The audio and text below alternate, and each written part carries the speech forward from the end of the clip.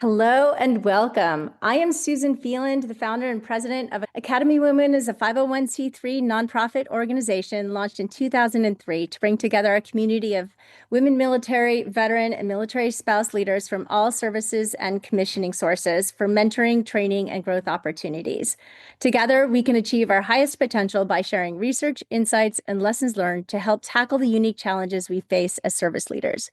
If you are considering a career transition or know somebody who is, be sure to explore our career transition tab on our website at www.militaryowls.org. We're especially proud to offer you free access to our virtual engagement center, which is a 24/7, always-on platform where members of the military community can gain access to important resources, register for upcoming events, and connect with hiring managers of top-tier military-friendly organizations. We're also excited to announce registration is open for the 2025 Career Coaching Workshop, which will be held on November 7th in Arlington, Virginia. This is an entire day of workshops and discussions led by career coaches and industry experts. This event also offers opportunities to connect in person with hiring managers from top caliber military-friendly organizations interested in meeting and employing military women leaders. We also are hosting a networking session at the very end from 4 to 5:30, which will include hors d'oeuvres as well as drinks. Now, thank you all for joining us for the fourth event in our 2025 OWLS Virtual Series. The OWLS Virtual Series convenes experts, thought leaders, and innovators with members of the military, government, and veteran community to explore emerging trends, strengthen skills, and transform observations into actionable insights to lead positive change. For those who would like to revisit the insights and recommendations shared today, we are recording today's event, at least the front end, and we'll make the video recording and a podcast version available on our website at militaryowls.org. You will meet our speakers shortly, but first I would like to introduce Elizabeth Auld, who will be your moderator today. Elizabeth is an Air Force veteran, an industry leader, and the chair of the Officer Women Leadership Symposium. A very special thanks goes out to Elizabeth and our Academy Women Board of Advisors, who volunteer countless hours to produce this programming designed to inspire and empower our community of leaders as we navigate career challenges and work toward our personal and professional goals. We have a real treat planned for you today, so let's get started. Please join me in welcoming Elizabeth Auld to the virtual stage. Enjoy the discussion, everyone. Elizabeth, over to you. Thank you, Susan. Welcome, everybody, to Power of Connection, Tapping into Your Passions. When you are either in uniform or supporting a military member as a spouse and your life is super busy, you often put some of your personal passions into the wait when we retire kind of bucket, when we're no longer in the military bucket. And so those personal passions get put to the side. But I've actually found that when my immediate responsibilities have been the busiest is when I'm most needed to step into a different world to regain balance and perspective. Our plan today is to show you some of the ways to do that through either personal growth or helping others or a combination of both. I would like to introduce our panelists today. Please know that they're all super incredible, wonderful people. And so trying to put who they are into a few quick words cuts short everything that's awesome about them. But here's just a quick intro of everybody. First off, we have Meredith McCall. She's a certified travel advisor and a military spouse. Carol Northrup, ultra runner and outdoor adventurer, a retired Air Force colonel. Sarah Olson, the Northern Virginia program manager and service dog training instructor at Warrior Canine Connection and a military spouse. Andrea Reichwald, she's the program coordinator for the DC chapter of the Armed Services Arts Partnership and is also a military spouse. Tammy Tricon is a yoga instructor and retired Air Force Lieutenant Colonel. And last but not least, but we are going in alphabetical order, we have Vimbo Watson, a speaker and education expert and military spouse, and actually the Navy Yard's 2025 Military Spouse of the Year, I believe. She was just recognized. So way to go.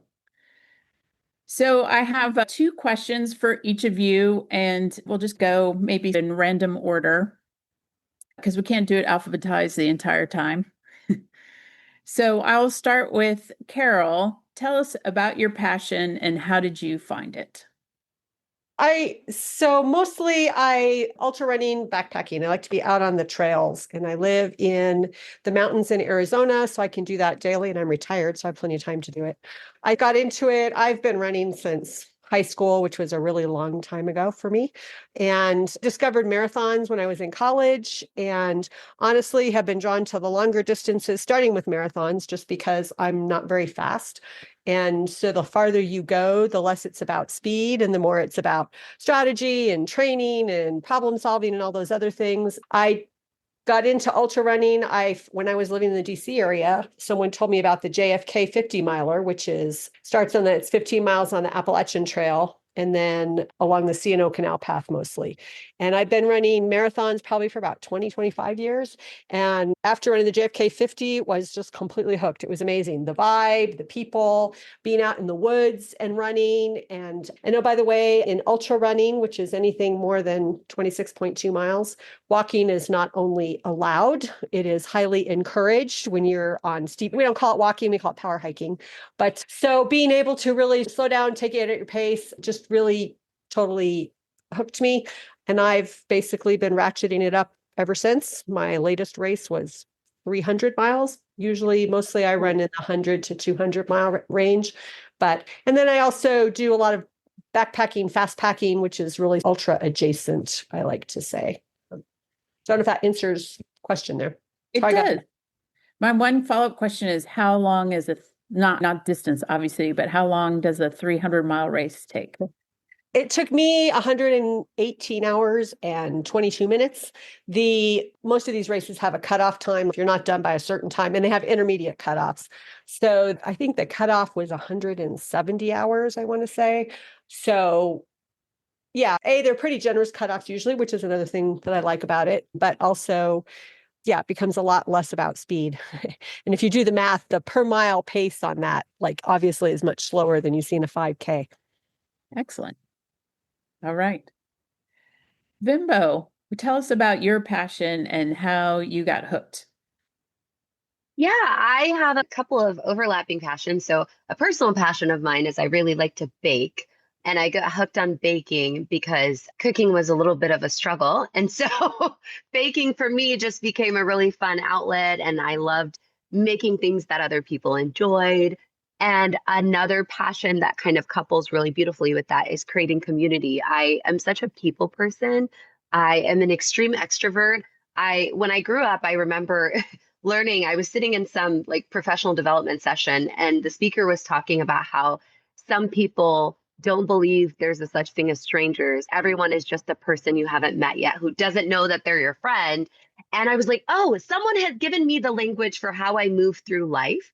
And so that passion, it's such a beautiful passion to spill into both my personal and professional life. When I worked as a classroom teacher, I really worked to build that community in my classroom and overlap with my love for baking. And so I luckily worked at a school where I could bring in baked goods for my students, and I could actually teach even my youngest little second graders basic principles of baking and just things like that. And I like how a couple of passions that are really core to who I am and what I love to do can overlap. So I would say at the core of who I am, I'm a community person. I like building relationships. I like connecting with people. I find a lot of different ways to do that. That's what I'm passionate about.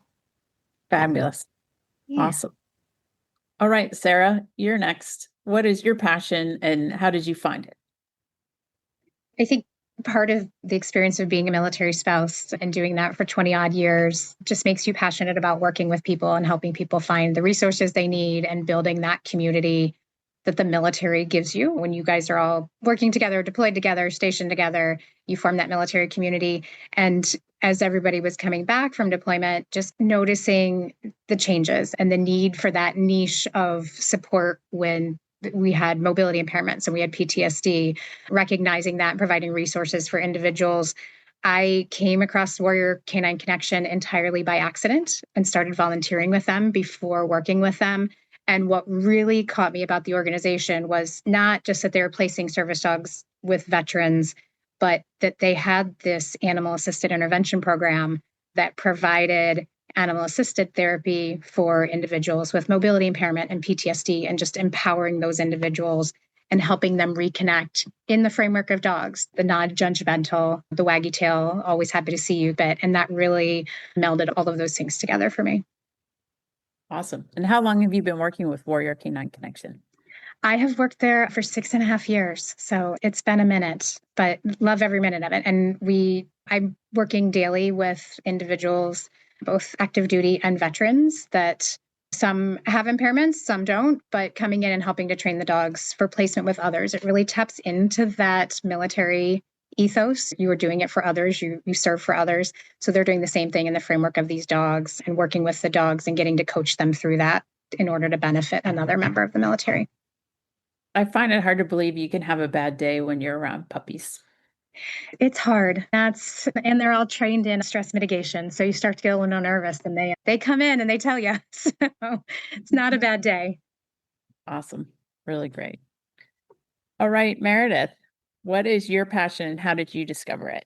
Thanks, Elizabeth. So I'm Meredith. I am a certified travel advisor, but I kind of stumbled into this on accident. If you had told college-age Meredith, who was getting a political science degree, that this would be my future, I would have probably laughed. I did not grow up traveling, but as it goes, in college, I met and fell in love with my sailor. And as a wedding present, the Navy promptly sent us to Guam.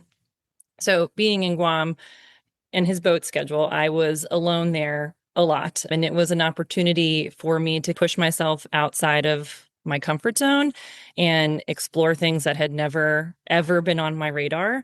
That experience in Guam gave me the space to grow and fall in love with travel on my own terms. Guam's a great place to do jump off trips to things like Palau and Fiji and even Asia. And I did a lot of that on my own. So as my husband continued on his career and we moved from duty station to duty station to duty station to duty station, I really tried to keep that passion that I had found in Guam. So I would plan trips during my kids' nap times or dream up vacations while my husband was deployed. And what kind of started as this hobby to keep myself sane during deployment with 2 kids under 2 turned into this passion that gave me a lot of purpose as a military spouse and eventually turned into this business. Fabulous. And how long have you been a professional travel advisor? Almost 4 years. Great. Wonderful. I should tell you guys that Meredith and I made a connection over some travel I was trying to book, and I realized she used to live about 2 blocks from me. Who knew? All right, Andrea, tell us about your passion and how you discovered it.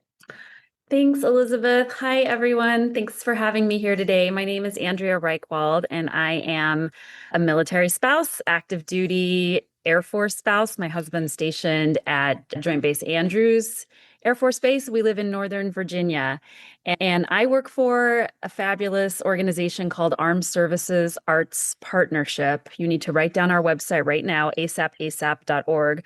We are the nation's largest military arts organization. We provide in-person and virtual classes and workshops in almost every art form you can think of, completely free to military veterans, active duty service members, reservists, spouses, caregivers, and family members. Our classes include stand-up comedy and public speaking, storytelling, improv, acting, songwriting, singing, painting, drawing. I have to make anything you can think of. And if there's a class that you would really like to take, you need to send me an email and we can probably get it set up for you. We have in-person programs. I saw there are people in Northern Virginia, so we have programs in DC. I saw that we have someone from San Diego. We have in-person programs in San Diego, also in the Hampton Roads area of Virginia and Indianapolis, Indiana, and we have more opening this year. I've been with ASAP for 3 years. I found it because we were PCSing and coming to the DC area, which is just insanely expensive, and I needed a full-time job.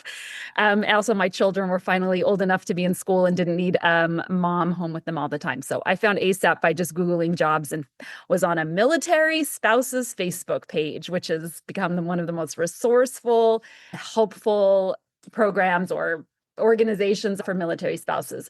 But the mission of ASAP is to create connection and community through the arts. Our goal is to help you find your passion. Maybe you used to be in theater in high school, or you've always wanted to tell a personal story, or you've always been interested in improv but terrified of trying it, or you used to be a painter or a drawer or anything. We're here to help you tap into your passion, discover a creative side that maybe you haven't had time to think about. Let your brain do something besides checking off tasks and responsibilities, and just be free and have a lot of fun.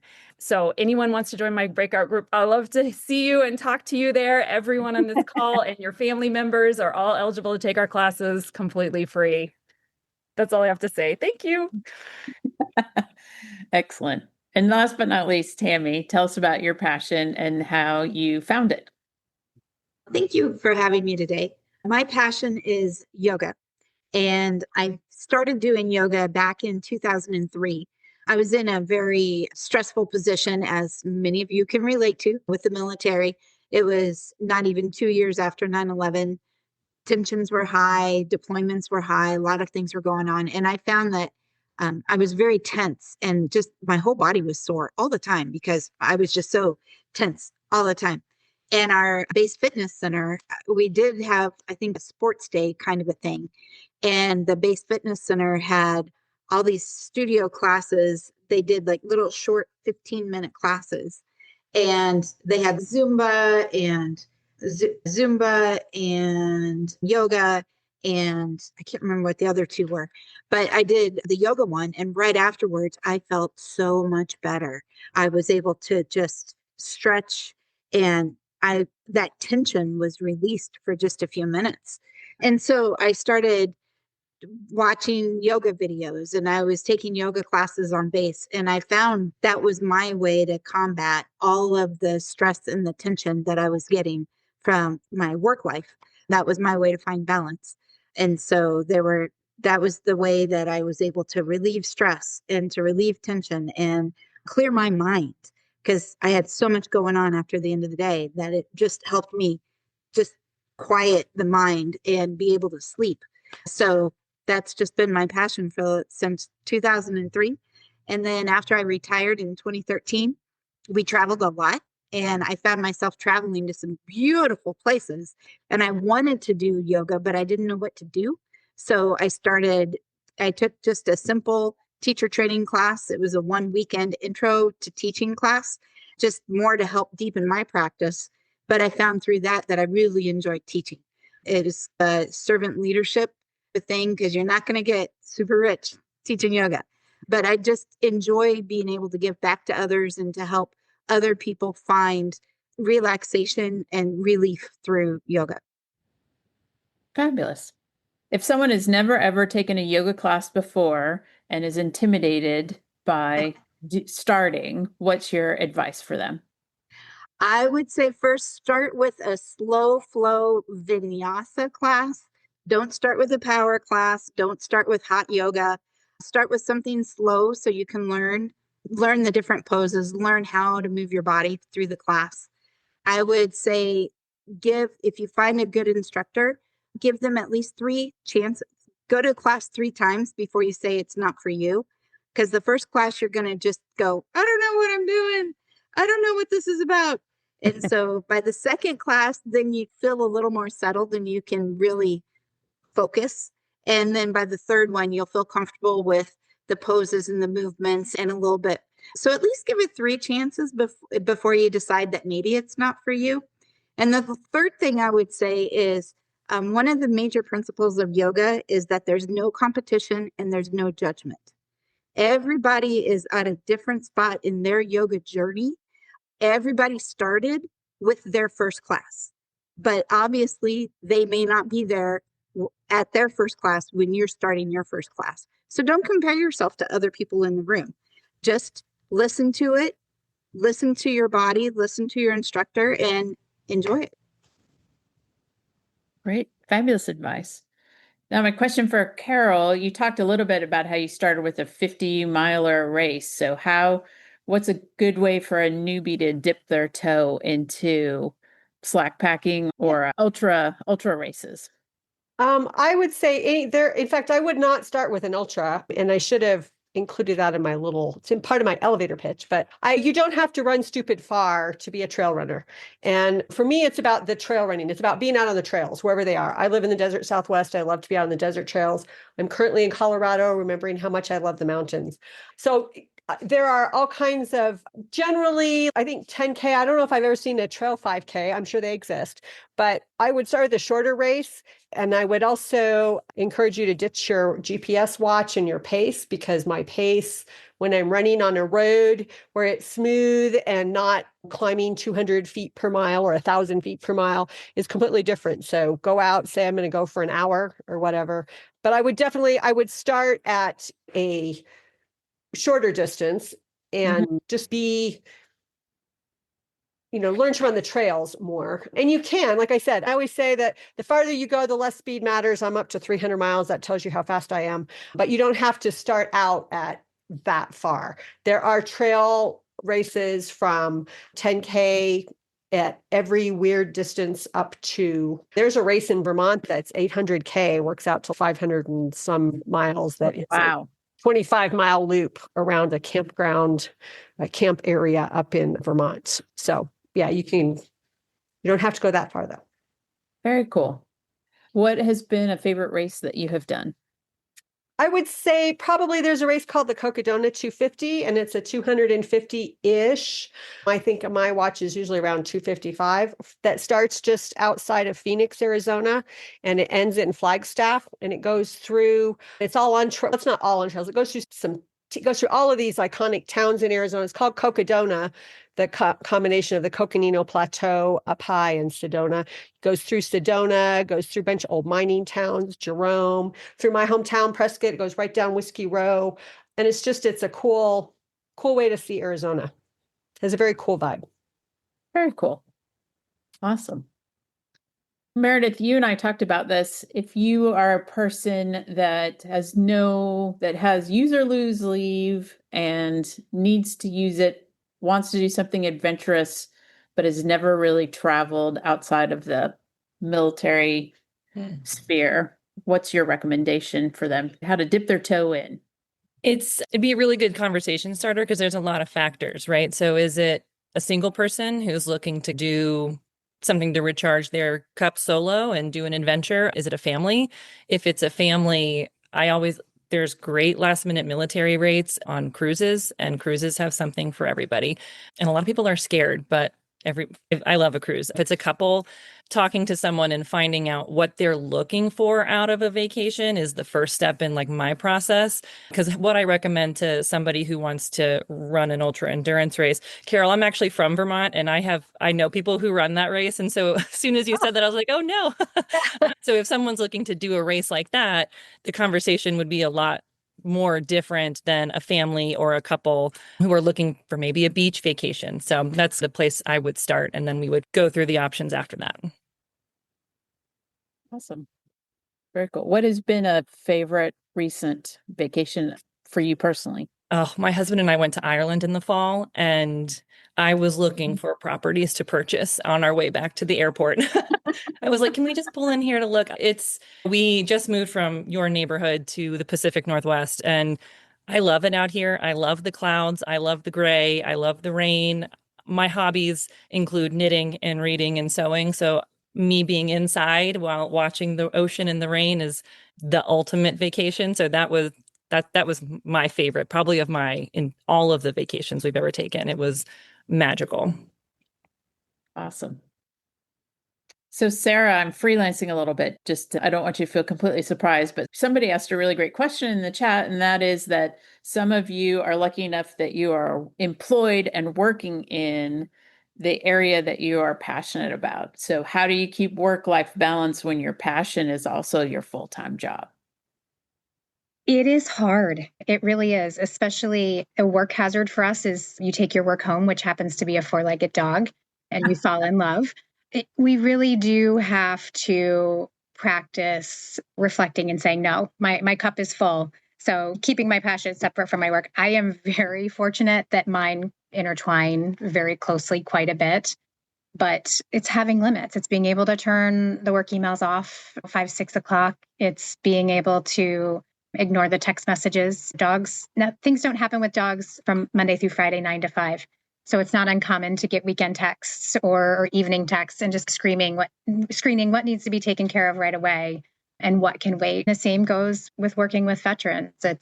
They don't need you Monday through Friday, 9 to 5. So being able to assess the situation and let it wait until Monday. I'm practicing some of the things that other people are talking about, the yoga, I don't run, I'm a walker, Carol, not a runner, but baking like Vimbo, just finding those things, connecting with family. In my case, I get to do it with my work sidekick, who happens to be a dog, but it is finding that balance and not letting your passion become a burden. Absolutely. Vimbo, you also have a side gig as a speaker. So talk to me a little bit about taking your passion. You started in the world of education as a school principal and moved that into your consulting and speaking arena. Yes, I have something that started as a side gig last year. I was doing it on the side while working another full-time job that has quickly evolved into being the main gig. So it's what I do all the time now. It fills my days.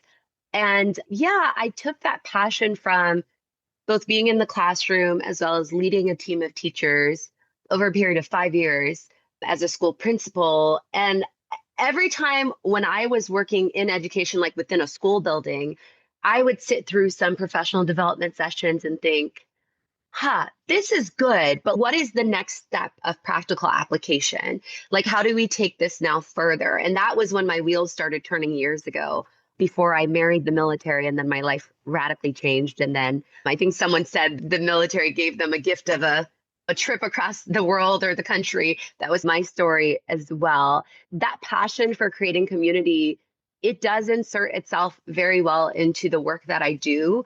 A lot of times when I'm going in to meet with a group of educators or leaders or administrators, part of it is speaking to the human in the room and acknowledging a lot of things about who we are, where we're at, what we're feeling. Are we burned out? As Sarah was saying, are we accessing the things that give us life outside of work? Are we having good boundaries between the work that we're doing and our life outside of work and who we are as a human? And I would say my passion, it fuels the work that I do. But like Sarah, I also have to work to not blur the lines and try to, when I'm on and I'm in my thinking problem solving mode, I'm in that mode. And then when my husband is home, and try not to problem solve everything that's going on in his office at the Navy, or say, hey, have you guys thought about doing some team building exercises? Because it sounds like you guys maybe could connect a little bit better. So I have to make sure I don't overstep all the time, but it's kind of part of who I am. Awesome. Andrea, did you have a background in the arts before you went to work for the Armed Services Arts Project or partnership? Yes, I play the piano. I'm a pianist and I grew up with musicians, but not improv, not stand-up comedy, not storytelling, not creative writing, not songwriting, definitely not singing, not dancing. Yeah, but all of our programs are designed for beginners. So if you've done it before or you've never tried it before and you have no idea what you're doing, we're here for you. This is just the perfect place to get started. What's been the most surprising thing? Because I think the stereotypical thinking is that military, that we're pretty buttoned up, we're pretty black and white, not very creative kind of people. And the ASAP community is completely creative and not buttoned up at all. Has there been anything surprising about it for you? Several things. The first that was a surprise to me and is a surprise to people who take our classes is that they come because they want to try a painting class or a stand-up comedy class, or they want to try a Shakespearean acting class.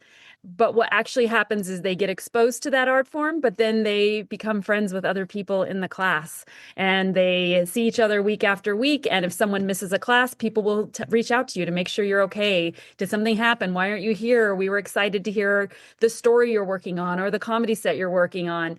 So I guess what was a surprise to me is how strong those relationships and how quickly they develop. People are really looking to connect with other human beings. We all are desperate, I think, to connect with people. And it's hard to find the time to do. I think of just so many other people, so many other women on this panel believe and recognize that the programs they offer, engaging in them as a form of self-care. You may not have time for it, but it's really good for you. Like eating broccoli, maybe you don't like it. Oh, it's really good for you and you should do it. And when you do it, you feel good about yourself.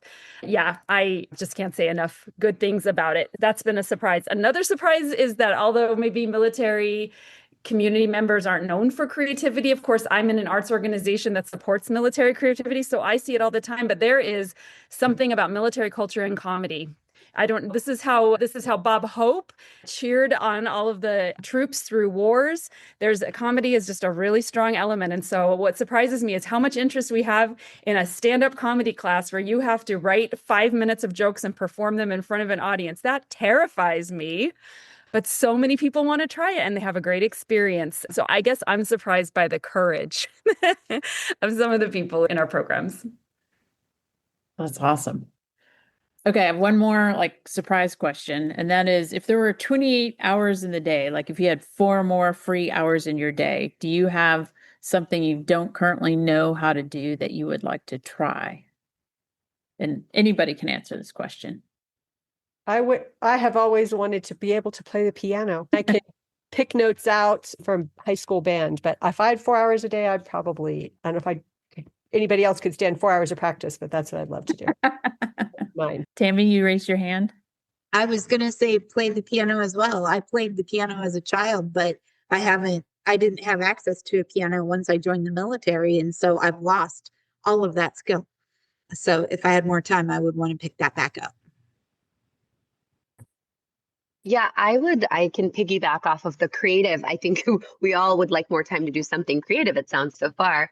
I went to a calligraphy class once and it was just so cool. And I also just like writing in cursive, period, because I still am of the generation that learned how to do cursive in school. But calligraphy, it's adjacent, but it's like an art. And so I would love to spend a little bit more time. I already invested in all the supplies. They're here. But I would like to tap into them on my desk. I think if I had 4 more extra hours a day, I think I'd like to be more outside hiking, exploring this area because I love it here and I don't get nearly enough time, especially in the summer when my children are home, to do that outside. Amazing trails up in the Pacific Northwest. Wonderful. It's beautiful. Amazing places to be out inside. Yes. I do want to say before we close this portion of our discussion that I so appreciate all of our speakers' time and enthusiasm. And so many of you I called out of the blue and said, hey, would you do this for us? And everyone enthusiastically volunteered. So thank you so very much for your time today.